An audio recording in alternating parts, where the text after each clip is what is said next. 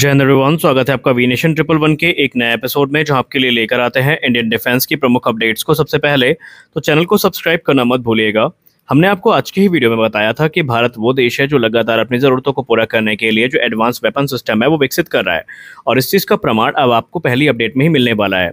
हमारी पहली अपडेट आ रही है भारत फौज को लेकर के। दरअसल आपको बता दें कि कल्याणी ग्रुप ने यूएस बेस्ड फर्म जिसका नाम AN General and Mends group है, इनके साथ एक पार्टनरशिप को फॉर्म किया है, जहां पर अब ये दोनों मिल करके नेक्स्ट जनरेशन की 105 और 155 की जो आर्टिलरी गन्स हैं इनका निर्माण करेंगे। जी हाँ, आपने सही सुना।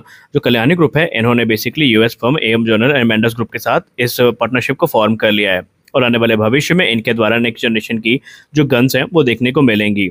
अब आपको पता चल गया होगा कि क्यों भारत को आत्मनिर्भरता पे तवज्जो देनी चाहिए। और सबसे खुशी की बात तो ये है कि भारतीय थल सेना का जो आर्टिलरी टेंडर है उसमें भी यही लोग टॉप पर बैठे हैं, यानी कि हमारे पास इंडिजिनस गन्स के जो ऑप्शन है ये भी अब बड़ी संख्या में उपलब्ध है।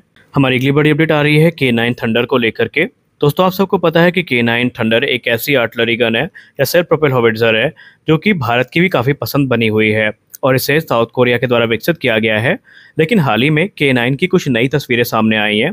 दरअसल K9 को अपग्रेड मिलने वाला है, और ये एक मेजर अपग्रेड है, जहां पर एक रिसेंट रिपोर्ट सामने आई है जहां पर 155 और 58 कैलिबर की जो K9 हॉविट्जर है इसके डेवलपमेंट की बात की गई है। अगर हम रेंज की बात करें तो यहाँ पर इसकी जो रेंज है वो 80 किलोमीटर से ज़्यादा की क्लेम की जाती है।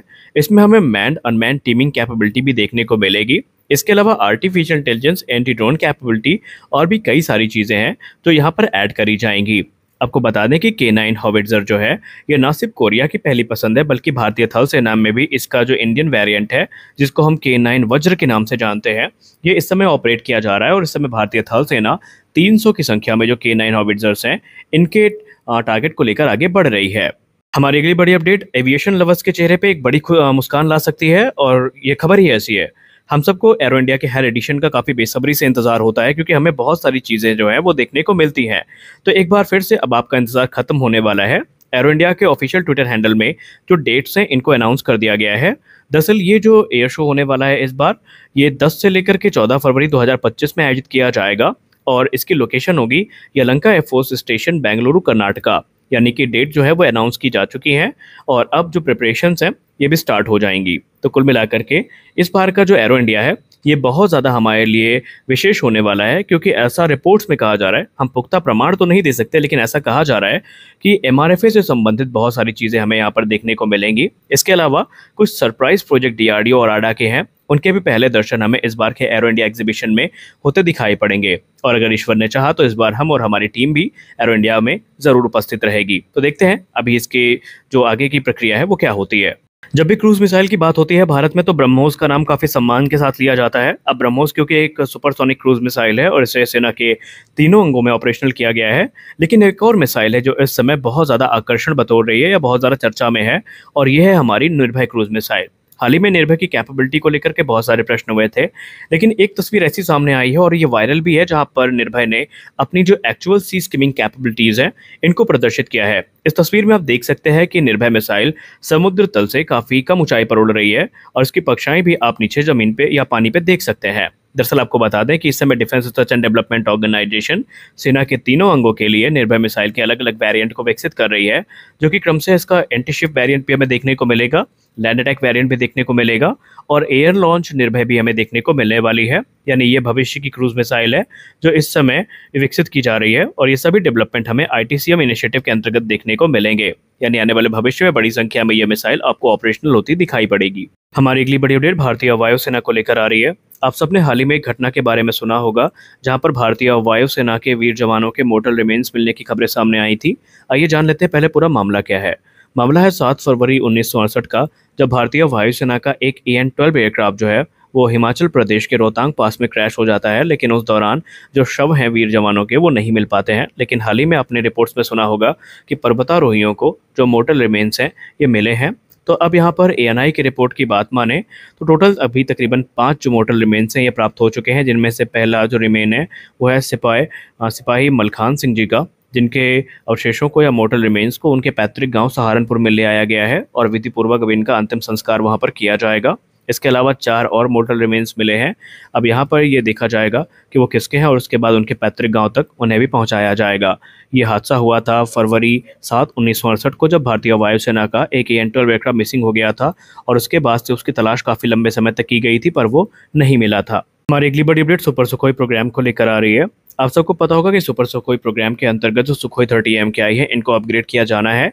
और हाल ही में इसी प्रोग्राम के लिए जो पहला AL-31 इंजन है, जो कि 240 इंजन के कॉन्ट्रैक्ट का हिस्सा है, इसे भारतीय वायुसेना को डिलीवर कर दिया गया है। लेकिन HAL के CMD ने अब ये कहा है कि अब सही समय आ चुका है हिंदुस्तान एरोनॉटिक्स लिमिटेड के पास कि वो प्राइवेट इंडस्ट्रीज़ के साथ मिलकर के अपने काम को बढ़ाए। और इसीलिए उन्होंने इंजन डेवलपमेंट प्रोग्राम को लेकर ये कहा है कि मौजूदा समय में जो वर्क शेयर है, अब इसे 40% से बढ़ा करके अगले 2 से 3 वर्षों में 50% तक कर दिया जाएगा प्राइवेट इंडस्ट्रीज़ के साथ, ताकि उनका उत्साहवर्धन भी किया जा सके और वो बढ़ चढ़ के हमारे जो डिफेंस प्रोग्राम है उसमें हिस्सा भी ले सके। कोरापुट डिवीज़न की बात करें तो इन्होंने कटिंग एज टेक्नोलॉजीज़ को मास्टर कर लिया है, जो कि एरो इंजन मैन्युफैक्चरिंग के लिए ज़रूरी होती है, और इन्होंने रिक्वायर्ड जो इंफ्रास्ट्रक्चर है वो भी विकसित कर लिए हैं।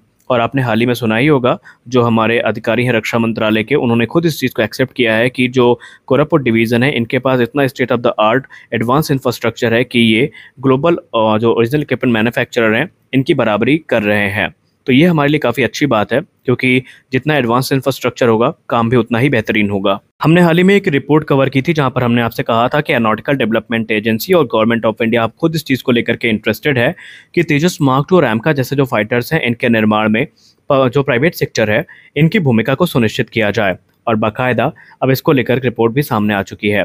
एरोनॉटिकल डेवलपमेंट एजेंसी की तरफ से ये चीज़ स्पष्ट कर दी गई है कि वो इच्छुक है कि जो प्राइवेट सेक्टर कंपनियां हैं वो इनके साथ मिलकर के काम करें।